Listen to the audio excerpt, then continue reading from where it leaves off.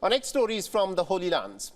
On the southern spiral of violence that has gripped Palestine for the third straight day, the state of Israel has attacked the Gaza Strip.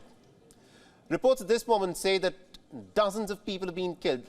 The last we counted, it was 27, according to reports. And today, there were 3 more who were killed in an airstrike in southern Gaza.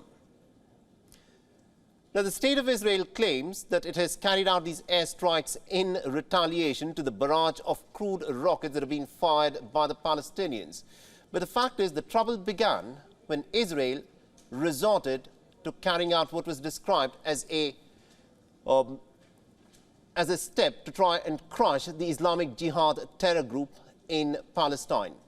And what this has resulted is in the heaviest fighting that has been witnessed in Israel and Palestine in several months. So the question is this: how long will this latest bout of violence last?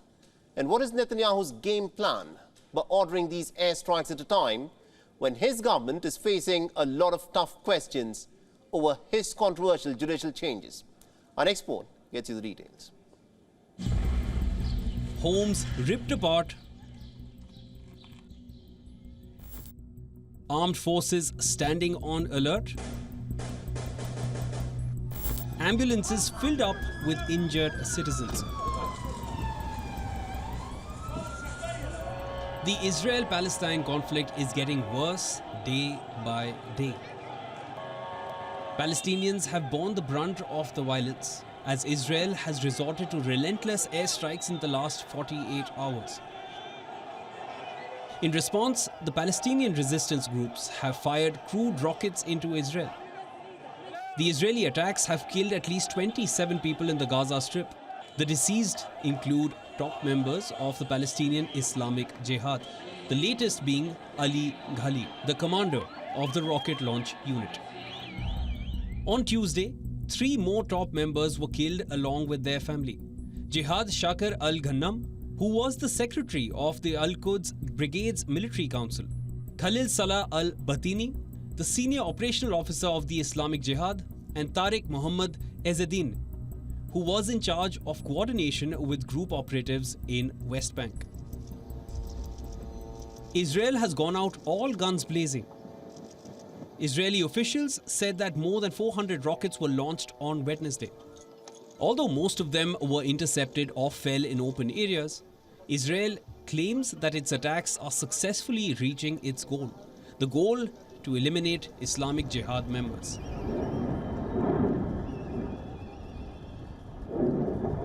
Gaza has fired a barrage of crude rockets towards southern Israel under a campaign called Avenging the Free. The Palestinian Islamic Jihad says it will continue to fire rockets. The group has asked for an Israeli commitment to stop targeted killing operations. Palestinian factions in Gaza, including the Hamas, have said that if Israel persists in its aggression, dark days await it. On the other hand, Israel does not seem to be backing down either. Prime Minister Benjamin Netanyahu stands by the brutal attacks. He has said that the round of attacks are not over. He called the Islamic Jihad as terrorists and said that Israel will choose the time and place to strike them. At this very moment, our forces are fiercely attacking the Gaza Strip and exacting a heavy price from the terrorist organizations.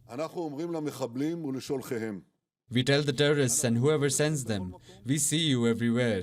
You cannot hide. We will choose the time and place to attack you. We will choose and not you, not just in response, but in calm and quiet times. The choice is yours. This is the same leader who postponed crucial talks today. Talks between the coalition and the opposition over the overhaul of the judicial system in Israel. Why did this happen? Well, because of the sudden and preemptive deadly airstrikes that Israel began this week on Gaza.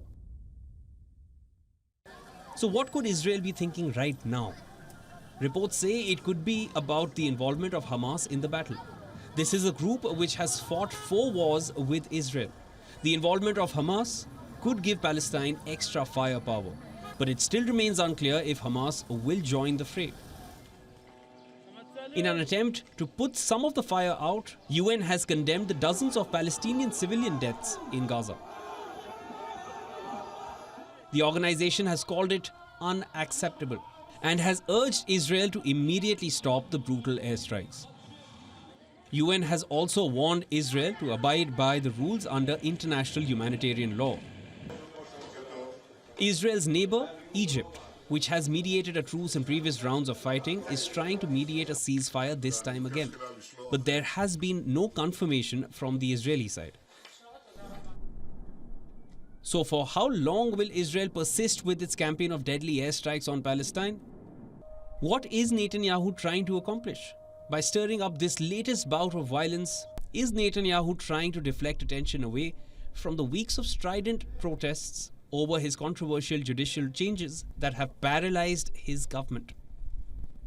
Bureau Report, WION World is One. WION is now available in your country. Download the app now and get all the news on the move.